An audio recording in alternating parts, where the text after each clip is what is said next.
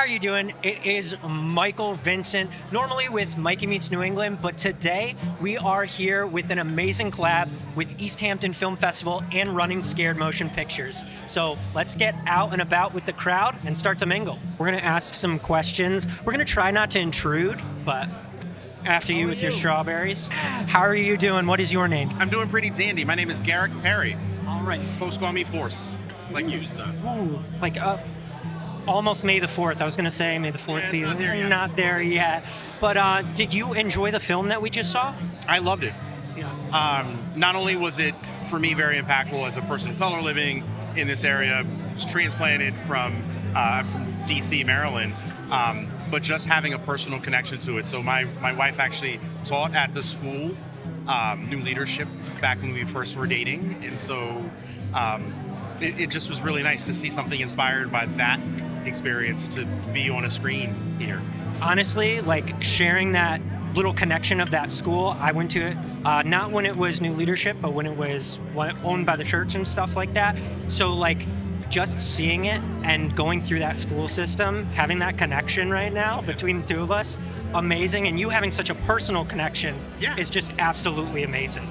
I tend to wear my heart on my sleeve. And so much like the film did, it really is, a personal connection. I love that. I love that. Meeting you. Great. It's her. Oh my God. I'm starstruck, Joshua. Yes. Kayla, Staley. All right. So now, did you use your experience within the Springfield school system to really draw a lot of that emotion and draw those feelings into the character? Actually, no, believe it or not. I really mainly focused on vocal performance in high school. Besides that one class that I took with my acting teacher during that time. But I kind of shied away from it. I maybe did one scene where he kind of coached me a little. But a lot of it was pretty much from, honestly, I don't even know. I think maybe I was just, fake and just had some inspiration from something you saw? Yeah, I guess so. Got inspiration from movies that I watched. Okay. And now, is there a certain inspiration that you really draw from, especially in film right now, like you're saying, you take those inspirations that you can kind of just be like, that right there, or this specific person really influences me? I'm honestly influenced by real life people and real life events. I love being social. I love speaking to people. And I guess I've been masking all my life. So just pretending to be kind of someone that I'm not. I guess I have a really overactive imagination. So just being around people kind of inspire me I feel like when I meet a new person, I'm a whole different person. So being someone else with every single one kind of I feel like adds to it. Okay, like a really intricate mirror. Yeah. I love that. Well, the star, everybody. Say that name one more time. Kayla, Staley. Steve. Yeah, It's on. Steve. Now, Yeah. Did you just come to watch, or did you see anything in particular? Like, were you part of the production? Yeah, I was part of the production. Okay, so what did you do on set?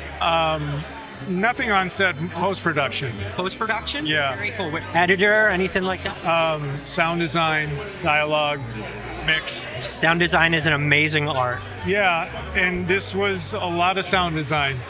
Now, did you like the finished product? Yeah, it's awesome. It's always so interesting seeing, these kind of things in these type of contexts. But I'm really pleased with the outcome and really happy for Wade and the crew. Yeah. So. That's all you can hope for, right? Oh, no, it's really great, to see it all come together. And, as Wade said, it's an independent film, right? And how it looks, how it sounds, how it all came together for not a lot of money is really a testament to, people pulling together and pulling it off. Absolutely beautiful. Well, it was lovely meeting you, sir. Yeah, thank you. All right, and beautiful sound.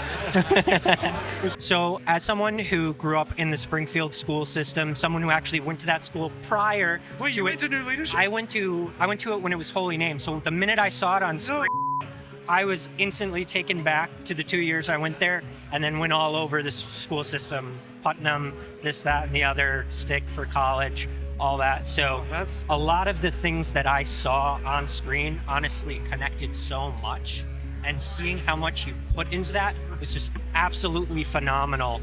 And Urban Ed was not a film that I ever thought I could make. And when I finished it and I sent it out in the industry, no one gave a shit. And then it sat on a shelf for years. And then the sort of Black Lives Matter rise started happening. And so I started submitting again. And the reaction was like night and day from the first time I submitted it. And it, it placed in the Nickel screenwriting competition, which is nothing I've ever written has placed in that. And then through that, I found an investor, and it was like, oh, maybe we could actually make this movie that the scope of it is far beyond anything I've ever considered possible shooting in Western Mass.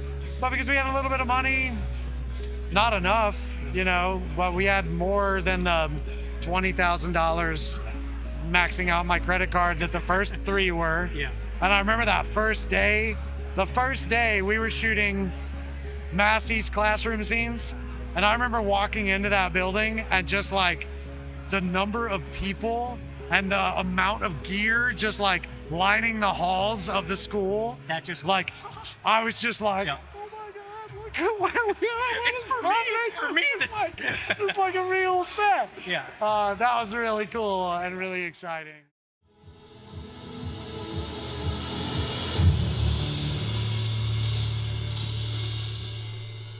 I hope this next goes like that.